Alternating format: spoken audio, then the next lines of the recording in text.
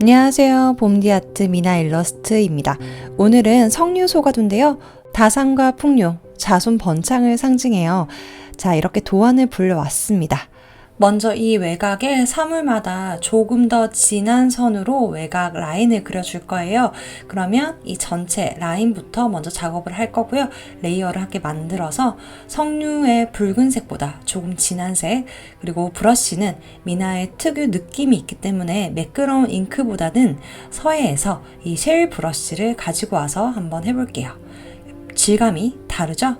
이 질감으로 그려야 더 자연스러운 느낌이 가능합니다. 자, 스케치는 이렇게 불투명도를 낮춰주고요. 새로운 레이어에 석류의 붉은색보다 조금 더 어두운 색으로 해서 이제 깨끗하게 한번 라인을 그려볼게요. 석류 부분만 이렇게 그려주시면 됩니다. 그리고 열매 안에 이렇게 석류 알이 보이는 부분까지 라인을 해주세요. 그 다음에는 내부 석류 알이 보이는 건데요. 이 부분도 레이어를 하나 만들어서 색깔을 조금 바꿔줄 거예요. 자, 이렇게 석류 알은 조금 더 진한 레드 계열로 이렇게 알을 하나하나 그려주시면 됩니다. 혹시 선이 튀어나가면 나중에 지우개로 다듬어도 되니까요. 이렇게 하나하나 정성스럽게 그려주세요. 짠! 이렇게 알을 다 그렸어요. 뭔가 더 풍성해 보이죠? 이제는 이런 작은 나뭇가지를 그려줄 건데 마찬가지로 레이어를 한 개 만들어서요. 브라운 계열로 색깔을 바꾸시고 이렇게 꽃 봉우리 밑에 있는 나무 줄기를 그려주겠습니다. 이번엔 나뭇잎이에요. 똑같습니다. 레이어를 또 만들어요. 그리고 나뭇잎을 너무 진한 연두색으로 하면 좀 촌스럽고요. 약간 그린 계열이나 올리브 그린 계열로 하면 더 자연스러운 나뭇잎의 색깔이 나오거든요. 다 똑같이 하지 마시고 저는 조금 진한 그린 계열과 좀 밝은 올리브 계열로 같이 썼어요. 그렇게 하면 같은 나뭇잎이라도 색상이 좀 더 풍성하게 나올 수 있기 때문에 이 방법을 추천드립니다. 이렇게 나뭇잎도 자연스럽게 그려주세요. 그 다음은 모란을 같이 연출해줬거든요. 민화에서는 모란이 굉장히 자주 등장하는 기본 소재입니다. 부귀영화, 풍요를 상징해서요. 이렇게 과일이나 곤충이나 꽃 이렇게 연출할 때 모란을 많이 써요. 다음에는 모란도 한번 그려볼게요. 이렇게 모란도 레이어를 한 개 만드셔서요. 핑크 계열을 가지고 와서 꽃을 그려줍니다. 마지막은 밑에 있는 그릇이에요. 그릇은 반듯반듯한 직선으로 그릴 거기 때문에 색깔은 원하신 대로 해도 되지만 모란이나 석류가 색깔이 화려하니까 그릇은 밝은 회색 계열, 그레이 계열로 이렇게 선을 단정하게 그어줍니다. 스케치를 하면서 더러워진 부분이나 튀어나간 부분은 지우개로 살짝 정리를 해주세요. 이제 채색을 진행해 볼게요. 레이어를 새로 만들어야겠죠? 먼저 석류부터 칠을 해볼 건데요. 석류의 그 은은한 여러 가지 톤을 표현할 거라서 먼저 옐로우 계열, 즉 노란색 쪽을 선택해서 색깔을 정해봅니다. 브러쉬는 깨끗한 잉크 계열에서 시럽 브러쉬를 전 쓸 거고요. 깔끔하게 이렇게 칠해주시면 됩니다.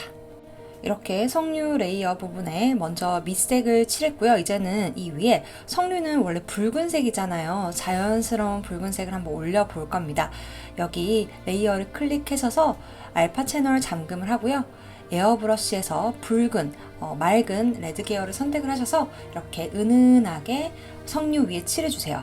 알파 채널 잠금을 했기 때문에 이 위에만 색깔이 칠해집니다. 에어브러쉬를 쓰니까 이렇게 자연스러운 그라데이션이 나오죠. 뭔가 싱싱하고 복을 불러일으키는 것 같은 싱싱한 석류 표현이 가능합니다. 그 다음 조금 더 진한 색으로 외곽에 한 번 더 이렇게 색을 올려주면요. 더 풍부한 표현이 가능합니다. 그 다음에는 브러쉬 옆에 이 손가락 스머지 툴을 이용을 할 거예요. 그러면 더 자연스러운 표현이 가능한데요. 서예에 얼룩이라는 브러쉬가 있어요.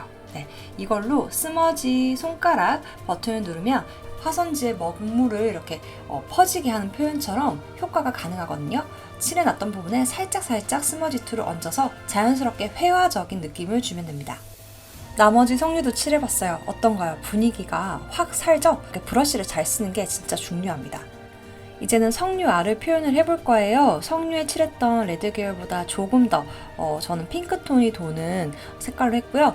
다시 브러쉬를 바꾸고 레이어를 만들어서 석류 알을 이렇게 그려줍니다. 하나하나 그렸어요. 그러면 이 안에 색깔을 이제 채워줄 거거든요. 색깔을 이렇게 끝을 시럽 같은 잉크 브러쉬로 그린 다음에 색깔을 바로바로 이렇게 채워줄 거예요. 채우기 계속을 누르면요, 이렇게 탁탁탁 바로 색감이 뜹니다. 자, 다시 해볼까요? 위에 색감을 이렇게 석류 부분을 알을 그리고요, 라인으로만 해놓으면 색깔을 바로 채울 수 있습니다. 잉크를 끌고 온 다음에 위에 채우기 계속을 누르면 누르자마자 색감이 이렇게 바로 차요. 석류알을 다 칠했으면요, 아까랑 똑같은 방법입니다. 스머지 툴에서요, 이번에는 스머지의 브러쉬를 조금 바꿔볼게요. 자, 여기 브러쉬 보시면 소프트 브러쉬가 있어요. 자, 크기를 조금 작게 해주고요. 마찬가지로 내가 칠했던 부분을 살살살 밀어서 저절로 그라데이션이 자연스럽게 나오게끔 바꿔주면 됩니다. 시간이 걸리는 작업이니까요, 차분히 이렇게 살살 문질러서 그라데이션을 만들어주세요. 그러면 자연스러운 석류알의 표현이 가능하겠죠. 한번 진행해보세요. 이렇게 그라데이션까지 했으면요, 조금 더 진한 레드 계열을 선택을 해서요, 석류 안에 좀 더 생기 있어 보이는 이렇게 C, 점 표현도 해주면 좋습니다. 이런 걸 묘사라고 하거든요. 이 반복 작업으로 이렇게 석류의 씨앗 부분까지 다 완성을 했어요. 그러면 이제 꽃 부분으로 넘어가 볼게요. 모란을 칠하기 위해 레이어를 하나 만들고요, 배경 색상을 꺼주세요. 그리고 일단은 흰색 깨끗한 브러쉬로 모란의 밑색을 이렇게 채워주세요. 그 다음은 이제 모란에 은은한 핑크색을 올려줄 텐데요, 에어브러쉬로 이렇게 레이어를 한 개 더 만들어서 모란의 색을 채워주고 똑같은 방법으로 스머지 툴로 은은하게 풀어줍니다. 사실 이 기법은 미나에서 바림이라는 기법이에요. 색감을 올리고 또 다시 부드럽게 풀어주고 그걸 반복하는 건데요, 아까 석류에서 했던 것처럼 꽃에도 이렇게 색감을 여러 단계로 올려서 스머지 툴로 풀어주는 작업을 반복해줍니다. 이제 방법은 똑같아요. 나뭇잎 부분에도요, 레이어를 다시 만들어서 그린을 올려주고 또 색상을 올려주고 스머지 툴로 밀어주는 바림 방법까지 반복해서 나뭇잎까지 한번 그려보세요. 이제 그릇 부분인데요, 그릇은 이 석류의 전체적인 난색 계열과 조금 반대가 될 수 있게 저는 그레이, 블루 그레이 쪽으로 가지고 왔어요. 자, 색깔을 채워주고요, 옛날에 전통 그릇에 대한 무늬를 그릴 건데 이렇게 브러쉬를 가지고 와서 여러분들이 원하는 무늬를 한번 넣어보세요. 전통 문양이나 뭐 구름, 나무, 산 이런 것들이 어울리겠죠? 저는 전통 회화에 적용되는 이런 구름이나 무늬를 이렇게 올려봤습니다. 그릇까지 다 됐으면요, 석류 표면에 이렇게 점을 찍어서 어떤 이런 식물의 열매의 자연스러운 묘사를 조금 더 올려주고요. 이제 마지막이에요. 미나 일러스트의 정점인 종이 질감을 올려줄 건데요, 맨 위에 레이어를 만들고 종이 질감을 하나 가지고 옵니다. 그리고 M값을 조절해서 곱하기로 하고요, 불투명도를 조절해주세요. 그럼 이렇게 자연스러운 석류 소가도가 완성되었습니다. 디지털 드로잉의 새로운 매력 미나 일러스트, 다음 시간에 또 다른 일러스트로 돌아올게요.